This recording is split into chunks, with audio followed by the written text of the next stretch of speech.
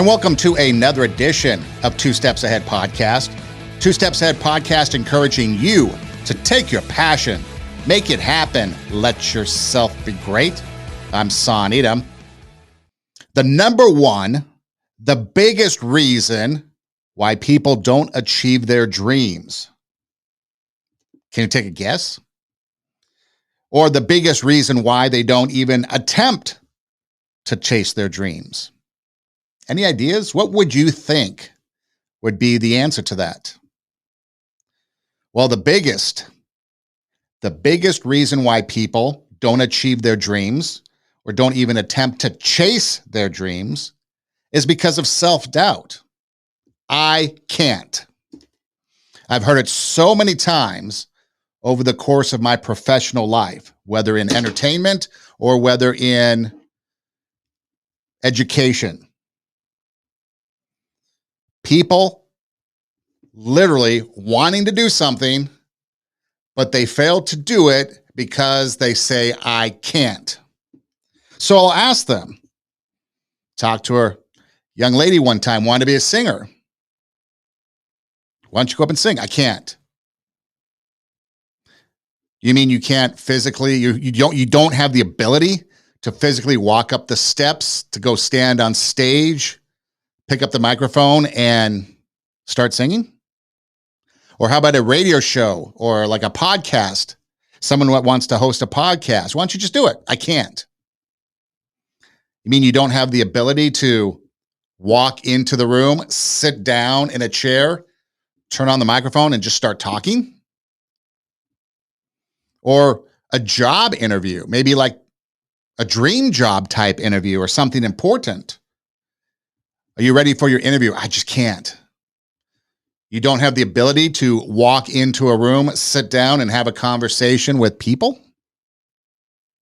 And then when you press them further, this is the interesting thing.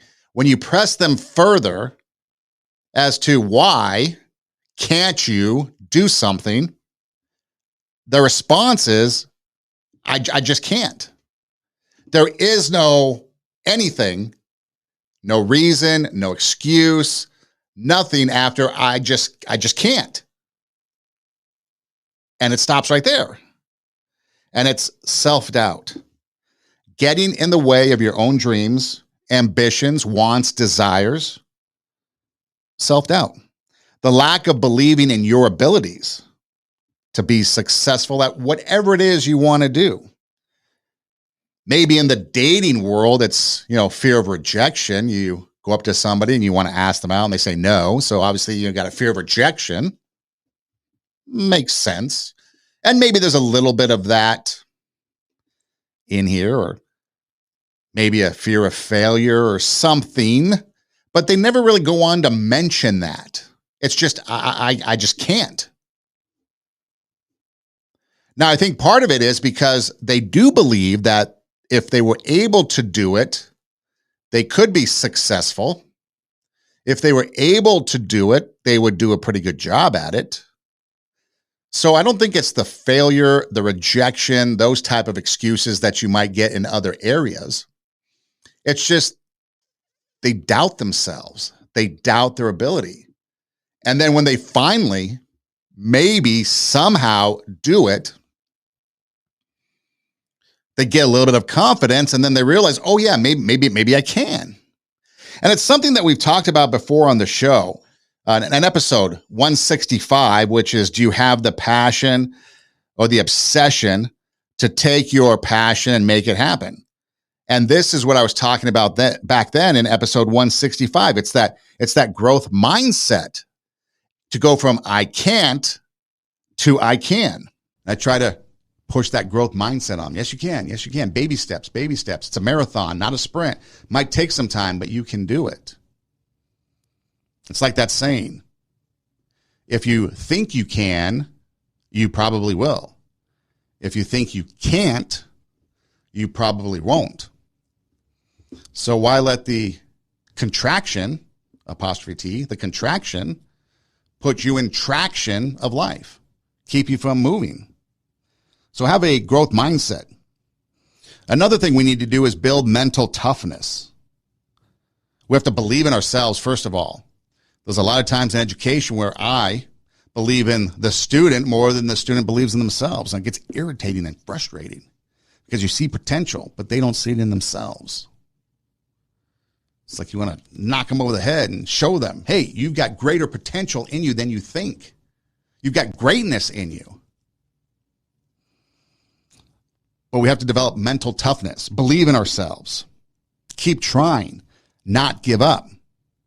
Because again, once you give up, now you've quit. Now you've failed.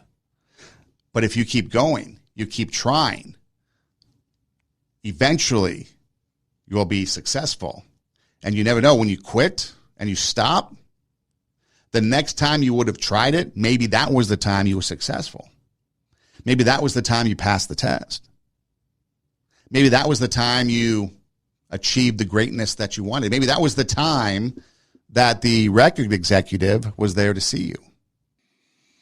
Now, I understand that's all kinds of reasons, possibly. Again, there's not a one-size-fits-all. I've been preaching that for a long time. A one-size-fits-all problem or one-size-fits-all solution. So I understand there could be a variety of reasons why people may doubt themselves, not believe in themselves. It could be maybe it was a bad past experience. That's valid. You know, they were rejected. It didn't go well. They went on stage. I think the biggest thing too with stage fright is that, and stage fright doesn't mean just being on stage, by the way. It could be an interview. It could be just being in front of people.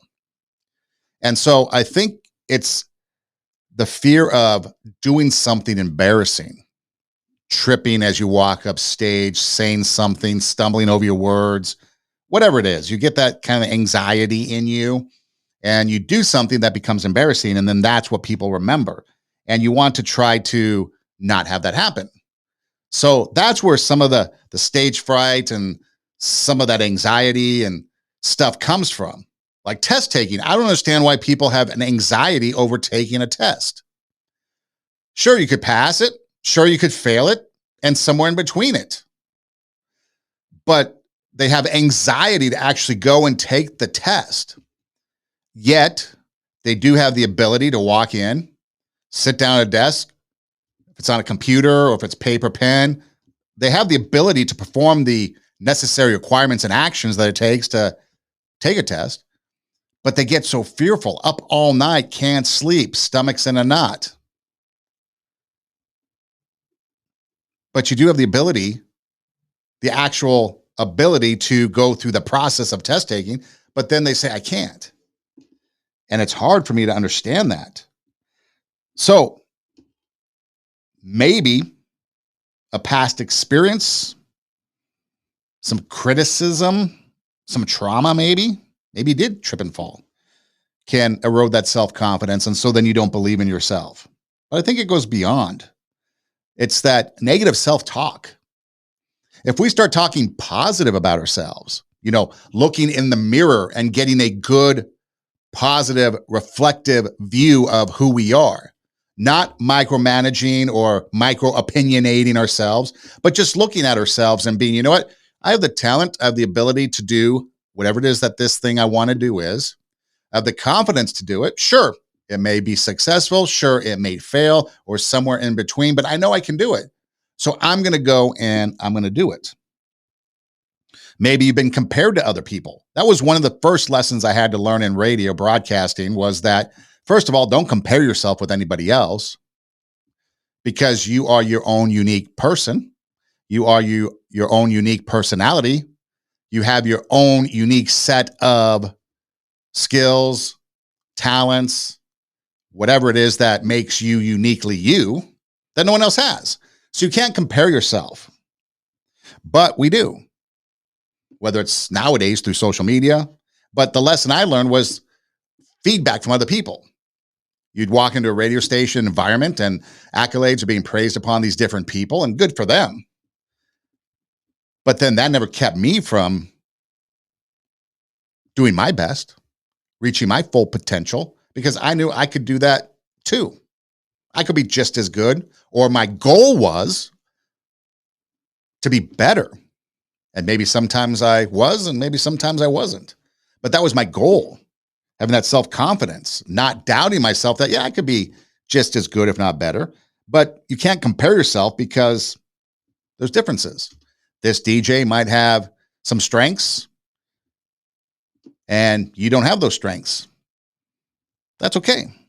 But when we compare each other, especially in the social media world now, we start to struggle with self-doubt because of the comparisons. I started watching a documentary about another social media gone wrong type of thing. And it was just a little bit of doubt that sunk in because there was a negative comment about something that was posted. The content creator posted something, and then a comment caught their attention. And it was just the smallest of criticism that turned into the biggest Grand Canyon of self-doubt, which I think leads to perfectionism, really. If you think about it, we strive to be perfect. We strive to have perfection in our lives, and there's pressure upon us in social media. Get the likes, get the views, the comments. In the business world, we can't make mistakes. I know the radio business and anything that has to do with ratings, it was a constant battle to keep those ratings high, and any little thing might cause them to slip. Any little mistake might cause those ratings to slip. We had to strive for perfection. Failure, mistakes, things like that weren't an option. And when it did happen, you would get criticized for it. And then you could turn on yourself and be like, management's upset because of these reasons. But I never took it that way because there's always purpose and intent. And then this is what I really want to get to at the point sometimes when radio management comes in and criticizes. First of all, you're not in that seat. You don't know what's going on from a day-to-day basis, just as I'm not in your seat. But you know what? My intention here today isn't to destroy your radio station. My intention here today isn't to not educate your kids. My intention here today is not make your baseball player worse. I don't have negative intentions in my performances today. My intentions are to strive to be the best, to be perfect. Sometimes plans go well. Yay, ratings go up. Sometimes plans don't go well for whatever reason. Boo, ratings go down. But it's that strive for perfectionism, and that's okay to have, but you have to have realistic expectations of perfectionism because you know you're not perfect and you're not going to get them. But you can have high standards and achieve those high standards. Talk about it all the time. Bring out your inner greatness. Raise the standard so that you can be better at everything. But also know that making mistakes are going to happen and avoid those self-criticisms. But again, those self-criticisms tend to creep in and take control, just like that little comment. A little bit of criticism led to the Grand Canyon of self-doubt. I think one of the biggest reasons why people maybe struggle with self-doubt is the lack of, I guess, validation, maybe we can call it, where the achievements and the things that we do well aren't recognized. I mean, we live in a day and age, obviously, where it's the joke that everybody gets a trophy, right? Everybody's in the Hall of Fame. Everybody's in the All-Star game. Everybody is this. We can't keep score because everybody's equal. But yet when we do something good, it doesn't get validated. And I think it's our human nature that if we do something good, we want to tell people about it. We want people to recognize it. I mean, in education, we saw it in Virginia. I think it was Loudoun County School District, where they took away all the AP scores, or they hid the AP scores so that students wouldn't rise above other students because they would make the dumber students feel dumber. And so there's an effort out there to try to make excellence and achievements of excellence less. And so we lack that positive reinforcement.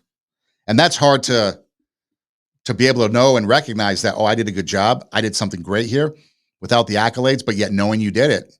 So we need that validation. Low self-esteem. Fear of judgment. Like if we're going to do something, we might be judged for doing it. And all these things lead to self-doubt. Whether it's your past experience, Whether you're being compared to other people, that's the hardest thing because you have no ability over that. But again, it takes a strong person with a strong personality, or at least somebody that has developed a strong personality of the public persona to be able to push back on that, to stand alone regardless of comparison, to stand alone regardless of the lack of validation, to stand alone and not have that low self-esteem because other people are trying to pick on you, other people are trying to call you out, other people are making fun of your pictures, whatever it is. Not letting that get to you does take practice, it does take effort, and it can be achieved. I know one of the biggest things, in fact, I talked to several people who are like of the artist variety, maybe painting or maybe poetry, maybe something like artistic, maybe books that they've written. And sometimes they don't want to put anything out there because they're afraid of the judgment that's bad. Instead of, hey, this is something I wrote, you might like it, you might not like it. There's a lot of people that hate Shakespeare, William Shakespeare, but I'm sure you know the name. Nobody likes iambic pentameter. But again, what we have to avoid first and foremost, I guess, when it comes to having that self-doubt is basically, again, going back to that mirror and avoiding the negative self-talk. I always find it funny when people stand in the mirror, maybe it's movies or something, and you can do it. They're pep talking themselves. It looks corny, but in reality, that's what we got to do every day is give ourselves a pep talk. Avoid the negative self-doubt, avoid the negative self-talk, avoid the negative self-imaging, avoid the negative, that growth mindset that I mentioned earlier, changing the mind from negative to positive. And over time, it might take a while, and you have to train your brain to do it. It's not going to happen automatically. I mean, for some, possibly, but it's taken me a long time over the course of my life when I was younger, because I worked on it. And I knew one day that I wanted to be possibly in front of people speaking, whatever that was, whatever that looked like. And so I went about and made sure I would get in front of people to speak, whether it's running for office at school, a class office, and get in front of the class and giving a speech, or the student body, or maybe at an assembly, or maybe getting jobs that put me in front of people to speak. But what I did was I worked on it when I was younger because I knew when I got older and in my professional career, there was a strong chance that I wanted to be in front of people. And now I don't have a problem standing in front of people and talking because I worked on it. Negative self-talk, did away with it. Now I would sit there and I would critique maybe, or have some feedback to myself, what they call that constructive criticism. But I would avoid the negative. You obviously look at things that went wrong. I mean, when you're a football team, you go to halftime, I guess basketball too, any sport that has a halftime, you look at what was working, you look at what wasn't working, you change and try to get everything to be working to win the second half. So again, you've got to make it positive, but have some self-reflection. And I think the other thing too that's kind of difficult nowadays is the culture, and societal influences. What do I mean by that? Well, we've got so many people that are it's the melting pot. America is the true melting pot nowadays with people coming in. In fact, the southern border is bringing everybody in now. But you get into these different perspectives and different arenas of people.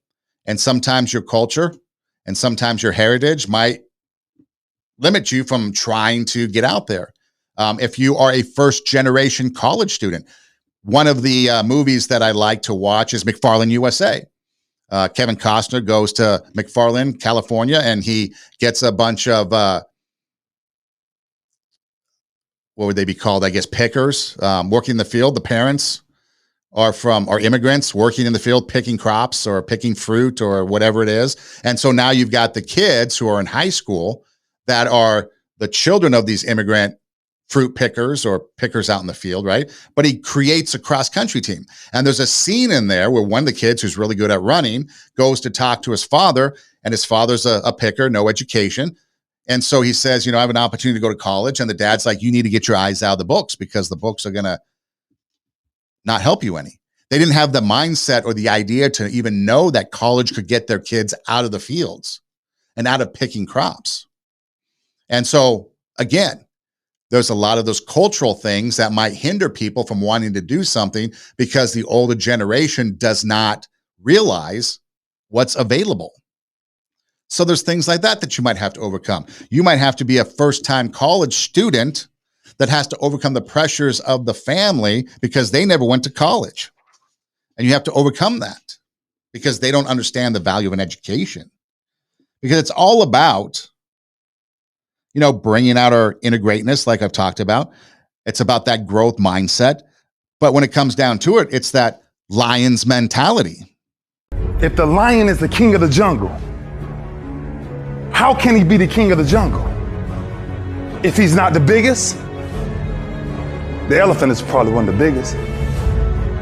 He can't be the fastest because that's a cheetah. He can't be the smartest. So he's not the biggest, the fastest, or the smartest. So how does a lion become the king of the jungle? His mentality. That's the only difference of a lion and an elephant. When a lion walks up and sees an elephant, he thinks lunch. An elephant thinks run. And it's all mentality. Because when a male lion walks up, he may be outnumbered by a pack of hyenas, but I'm king of my jungle because of my mentality. Mentality, mindset is everything. So with that mindset, that growth mindset, that lion's mentality, how can we overcome self-doubt? Well, the first thing we got to do is identify it, obviously. And we got to challenge those negative thoughts, replace them with positive thoughts. One of the things that I heard somewhere was that when we are in a conversation, maybe it's first impression conversation, and maybe it's with somebody we like, and we're just getting to know them, we say something, and then we think, oh, that was a dumb thing to say, right? And so we focus on that one thing, which was probably maybe a 10th, if not less, maybe 100th of the conversation. And we focus in and we focus in and we realize that that was the worst thing ever. And the whole rest of the conversation, 99.99% of it, which was wonderful, we think it was doomed because of that 0.01% comment that was made that was stupid or whatever. We got to identify those. Be like, you know what? That's a small percentage of the conversation. Don't worry about it. Okay, a radio show went bad. Didn't work out. Forget about it. Go on to the next one. Okay, your job interview kind of sucked. How many times did you think you went into a job interview and you bombed it, but yet you got the job? I bet you a lot of you thought that. At some point in time, there's a job somewhere, one that you really wanted, that you thought you bombed the interview and that you weren't going to get it. And the next thing you know, you're like, you got the job. And you're like, I did? Oh man, I thought I bombed the interview. Because we focus on the negative, not the positive. So again, we got to identify and challenge those negative thoughts. Pay attention to them. There could be some validity to what we're thinking about as far as negative, self-critique, but then spin it to a positive. How can I do better next time? And what good stuff did I do? Maybe we need to set realistic goals. There was a movie, Coyote Ugly, and the main person, I guess, whatever her name is, but she wanted to be a songwriter, I guess, but a part of being a songwriter is you have to sing your own songs at open mic night and things like that. And so she had stage fright, basically. And again, the whole thing was she'd get up on stage, she would look, and then her comment was, I can't, and she'd run off stage. Well, then she meets this guy, and they try to work on it. And so what he does is he basically starts out by having her sing in the dark. And then goes from there. And then at the end of the movie, it's her big performance and she has stage fright and the guy shows up and it's at a club and he turns off the lights. And now she's, oh, okay, I can do this, and the movie goes on happily ever after. But again, that's Hollywood. But it was setting reasonable goals. If you're going to sing and be on stage, what can you do? Where can you go to maybe get in front of a small crowd? And then maybe a bigger crowd. If you're a singer, Where can you go to sing in front of maybe a small crowd? Or maybe you join a choir somewhere and you sing with others, or quartet or a duet. So you're not the lone person. And then eventually you take over and maybe get a solo. Maybe you give a speech to a small group of people and then bigger and bigger. Maybe you do a job interview, or you go on job interviews that maybe you don't really want the job, but you go to the job interview just to go through the experience of it. You know, you have to take those baby steps, set realistic goals, and then go and try to achieve them. Focusing on your strengths, obviously. I never liked that question at the end, what are your weaknesses? You know, you go to a job interview and they ask you, what are your weaknesses? And I literally have to sit there and think about it. And it's not because I don't have weaknesses, but I don't think about my weaknesses. Because I think about my strengths and what I do best, and I focus on that. And so it takes me a little bit to try to think of something. And I always think that the person on the other one's like, wow, this guy is pretty cocky, pretty arrogant because I don't have any weaknesses. It's like, no, I just don't focus on them. That's the negative self-doubt. That's the negative self-talk. That's negativity. I just focus on the positive and try to focus on those strengths. And again, sure, there's times I will have self-reflection on, okay, what went well? What didn't go well? Why did this fail or not work out? What do I need to change? Why did this do good? Could I do it better? There's always that constant self-critique going on, but I'm at the point in my life where I can do that because I don't let the negativity get to me, and it's not going to bother me. Which then again, I guess goes to having some self-compassion, really. I mean, if we're going to have some self-compassion, we talk about kindness to other people. Maybe we should have some kindness to ourselves and understand that I'm on a journey. My mindset is growing under that growth mindset, but I'm not fully bloomed. I'm still moving right along on the road of transitioning from beginner to intermediate to expert. And so we have to have compassion on ourselves, kindness to ourselves, remembering that things are going to go good. Yay. Things are going to go not so good. Okay, well, that sucks, but how can I do better? And take that, refocus it into how can I do better and make it a positive. One of the things too that I talk about a lot is support group. Having a support group, you know, could be friends, it could be family, could be other people you trust, it could be a mentor, it could be a professional like a therapist. A lot of people think going to a therapist is weakness, but it's not. Sometimes just having somebody to talk to, somebody that listens. Maybe they don't even respond, but they just listen. Or maybe they offer some advice. But just having that other person or group of people there to listen, gain perspective, because sometimes things aren't as bad as we think they are, or maybe they're not as good as we think they are. And so you have the trusted group of people or person that you can talk to and get some positive feedback, some negative feedback, but you know the information that you're going to be receiving, whether good or bad or in between, is trusted.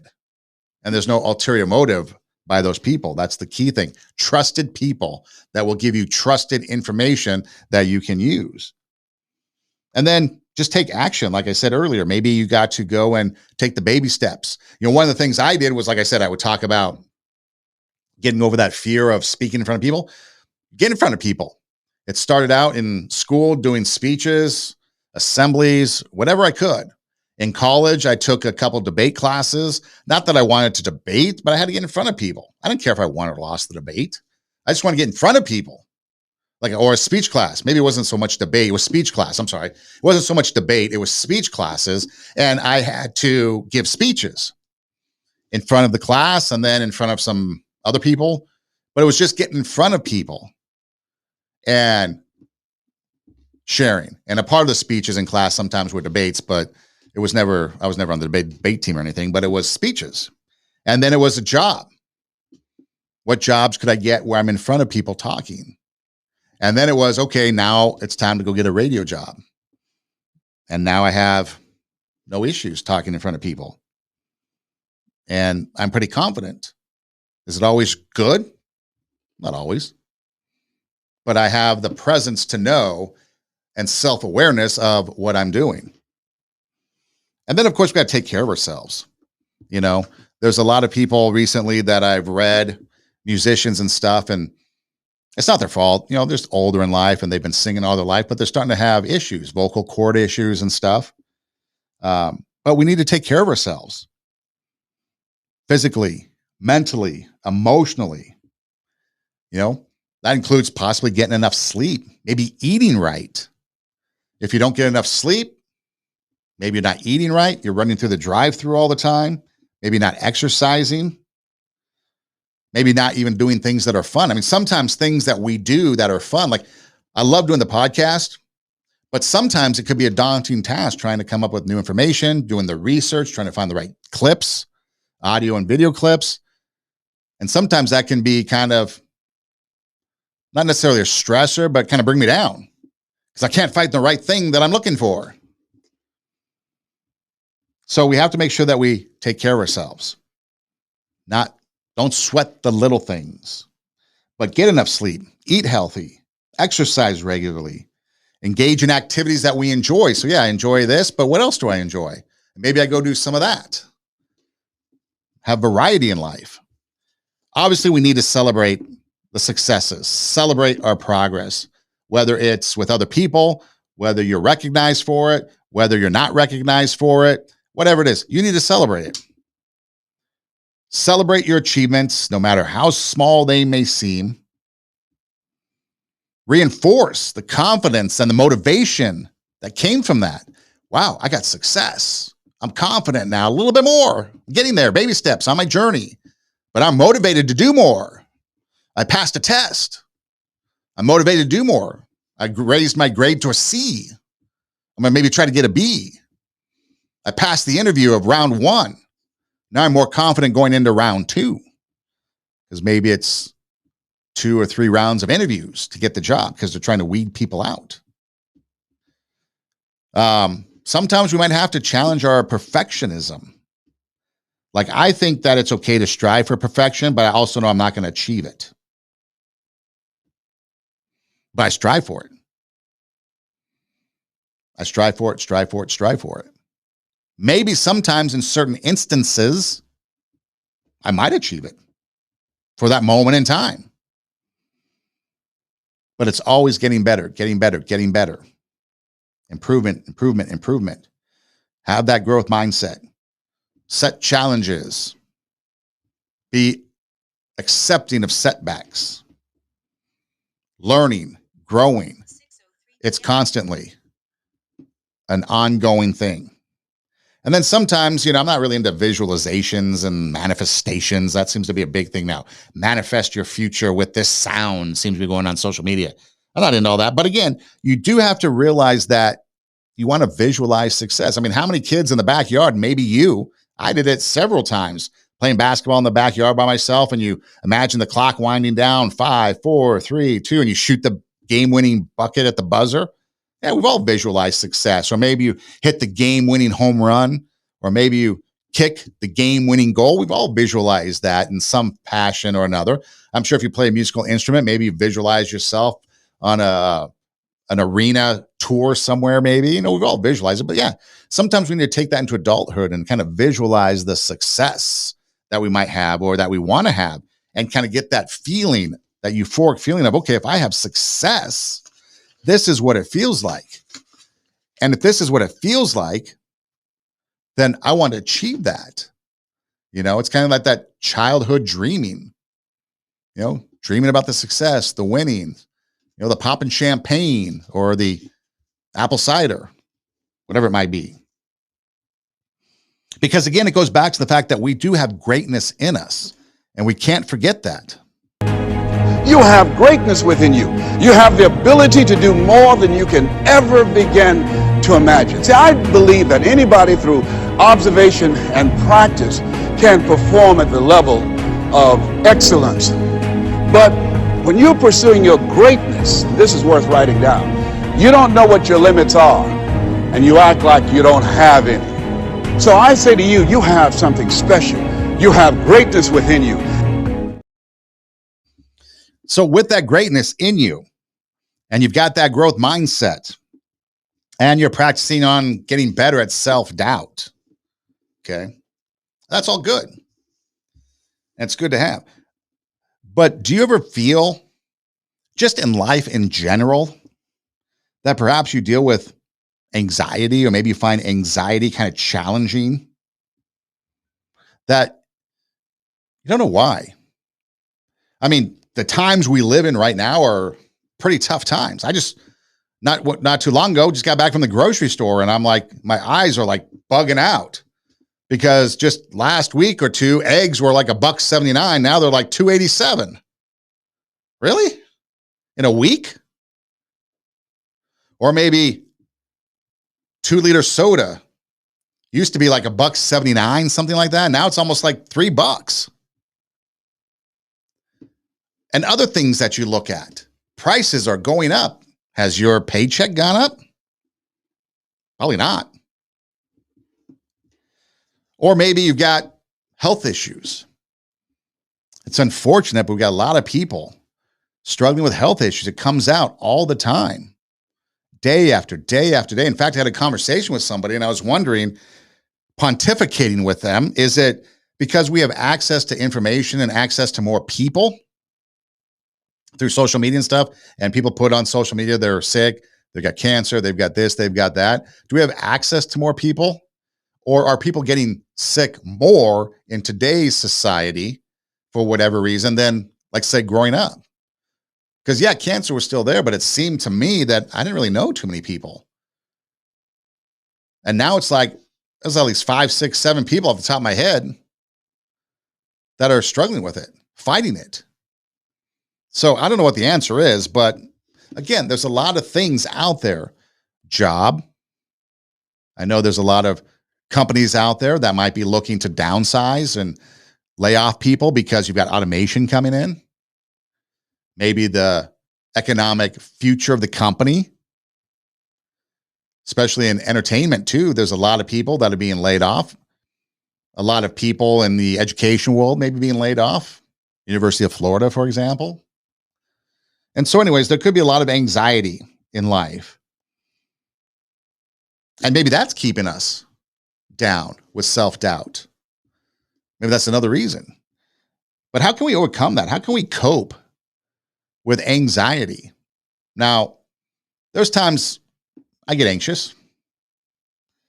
Maybe there's a lot on my plate. Maybe there's deadlines to meet. Whatever. But one of the things that I try to do is identify those triggers. What causes anxiety? For me, it's not a whole lot that gives me anxiety. I think the biggest thing that gives me anxiety is being out and other people. Other people give me anxiety because I can't control what they do. For example, I'm driving on the freeway. Somebody cuts me off. In fact, the other day, I was driving on the freeway and somebody tried to pass from behind. And I'm looking in my rearview mirror because I am a pretty attentive driver. I'm looking in my mirrors. I'm actually doing what they told you to do. But this guy passes by behind me. And I mean, it was close, man. I mean, I could see the color of his eyes. I'm thinking, how did this guy not clip me? And then I'm thinking, okay, what's my surroundings? And I see in the lanes next to me, if this guy would have clipped me, he would have sent me into a spin, kind of like the pit maneuver that cops do. And if he sent me into a spin, the only thing that's going to happen is these two big rigs are going to hit me. Okay. Fortunately, it didn't happen. By the grace of God, I'm still here. But those are the type of things that give me anxiety. Things I can't control because of maybe change it. The stupidity of other people gives me anxiety. So it's not just other people. The stupidity of other people gives me anxiety because I can't control it. And the outcome is usually going to be bad for me. But getting more back to the point is that you got to identify what causes your anxiety. What situations? Getting up on stage fright. But it could be anything. And I'm talking about anything, kind of moving past the self-doubt, but just into general life. Maybe if you identify what causes the anxiety. Is it people? Is it a coworker? Is it somebody you socialize with, go shoot pool with, hang out with? Whatever. Identify the anxiety. Identify what triggers that anxiety, and then maybe take some action. Work on some strategies to manage or avoid them. Sometimes it's family, and that could be the hardest thing. Maybe you get yourself into a state of, I guess some people would call it Zen, although I really don't believe in Zen. But maybe, like you do some relaxation techniques maybe before you go to those situations, or maybe you practice some sort of um, again, meditation, whatever it is you do. I'm not really big into meditation either, but you do something that just gets your mind into a place, gets your body into a place, your spirit into a place that will allow you to then move into this environment, especially if it's work or something you can't avoid, and be able to know that I'm going into a place. These are my triggers. I'm now prepared. I'm relaxed. I understand it. And boom, I'm going to head into it. And maybe do some of those things throughout the day. Maybe you practice some deep breathing. Maybe you practice some, like I said, meditation, or maybe you think of scripture if you're somebody that might be of the religious persuasion. Maybe muscle relaxation techniques. Maybe you just calm your mind. Remember growing up, can't sleep, they tell you to count sheep. But maybe do something in the mind to kind of just relax it. Think of your happy place, the beach with a margarita, something to kind of reduce that anxiety. Staying active. We talked about just a little bit ago, self-care, being physically active can really help and reduce anxiety just through the chemical makeup of our body, giving us those natural mood lifters, especially if there are activities that we enjoy. If you guys going for a walk, go for a walk. If you don't like running or jogging, then don't do it. Because if you're going to do an exercise and you don't like it, that sucks. Don't do it. Do something you enjoy. I went to the doctor recently, and like all good doctors, they try to encourage you to get healthier. And one of the suggestions is obviously lose weight. Yes, I know. But this was the thing. Start with something simple, she said.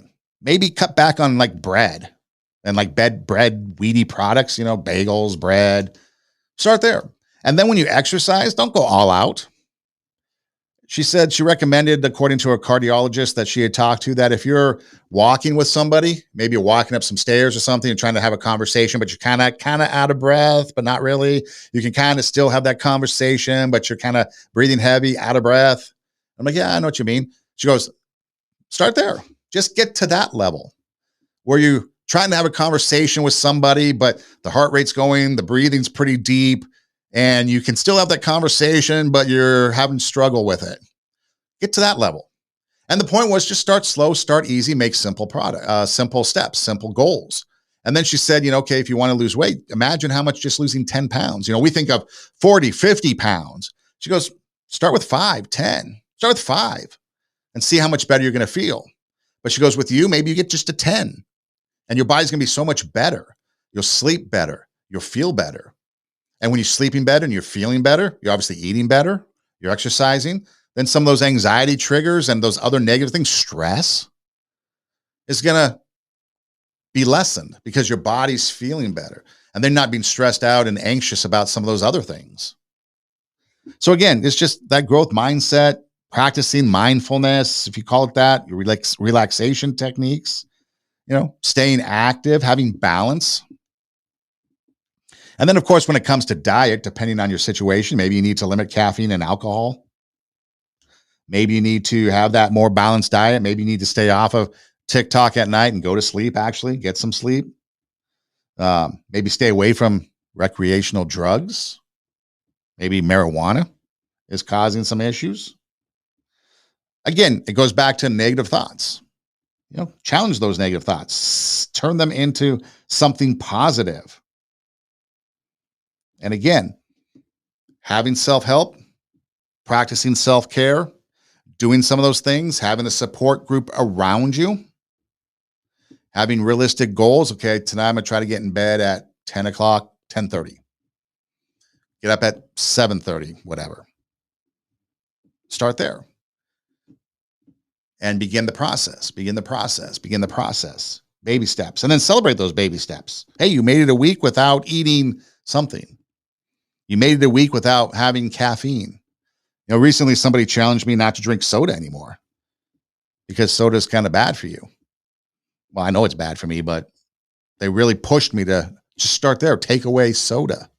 So the doctor's telling me to cut bread, kind of bread products, bagels, that type of thing.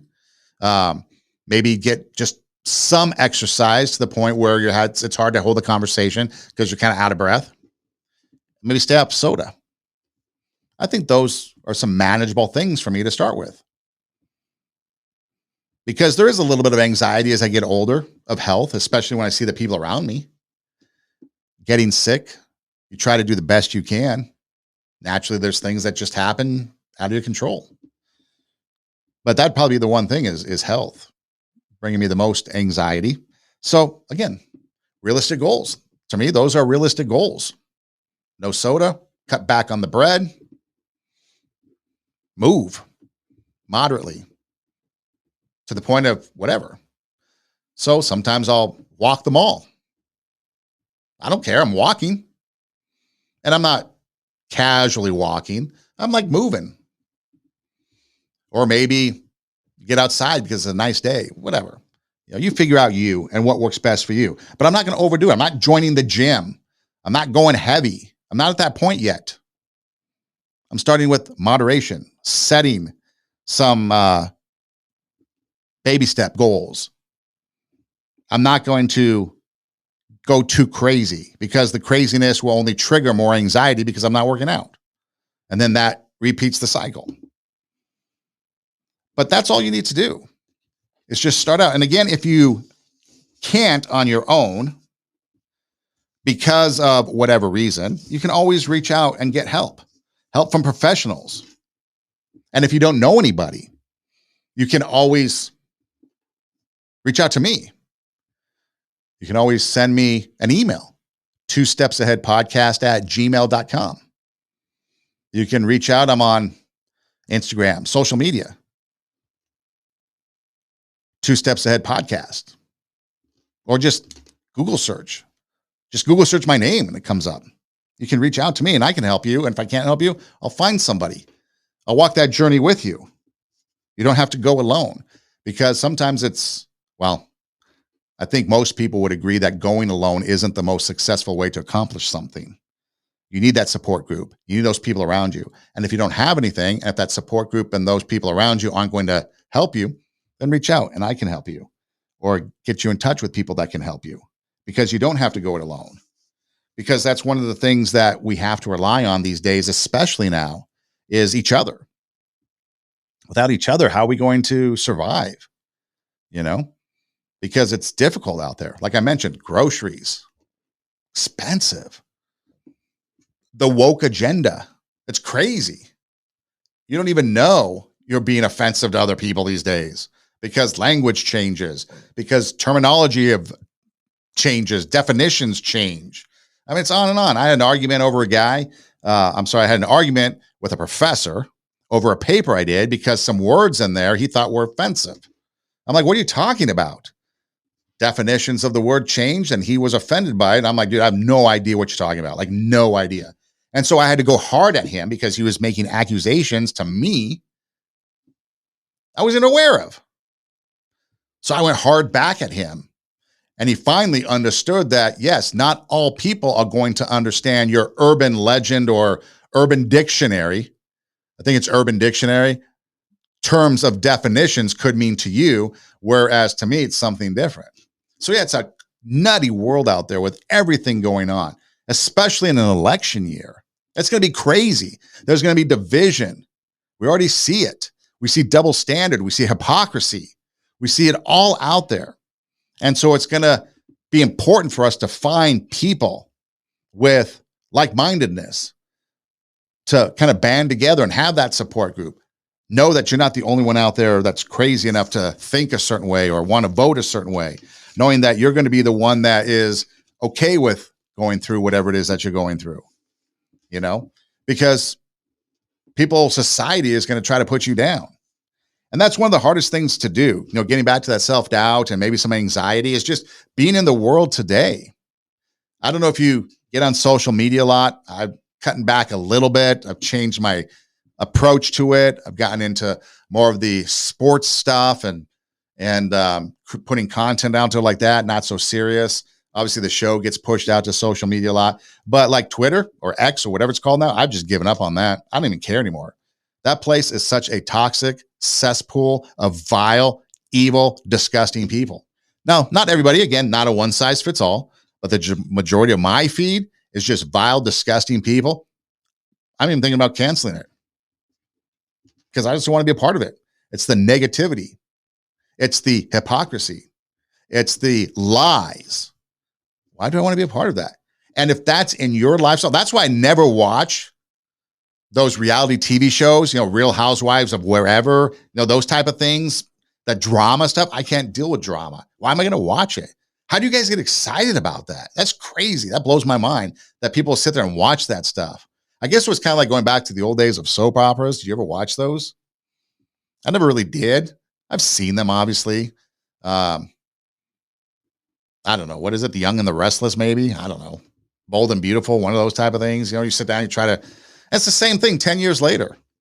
Same people, just older, going through the same stuff. But yeah, can't deal with drama, can't deal with the toxic people. And so maybe what we got to do to kind of protect ourselves in that self-care is maybe push people out. Be like, you know what? I'm not going to deal with it. I'm not going to deal with the negativity of social media. Because again, in the story that I shared earlier, somebody, content creator, was putting out all kinds of good content. Everything's going well. One little comment, a little comment in the grand scheme of everything on social media, one little comment led to a Grand Canyon of self-doubt because they were obsessed by that one comment. Or how about that time when TikTok and the music rights with Universal Music or whatever it was, they couldn't come to an agreement and all the music left?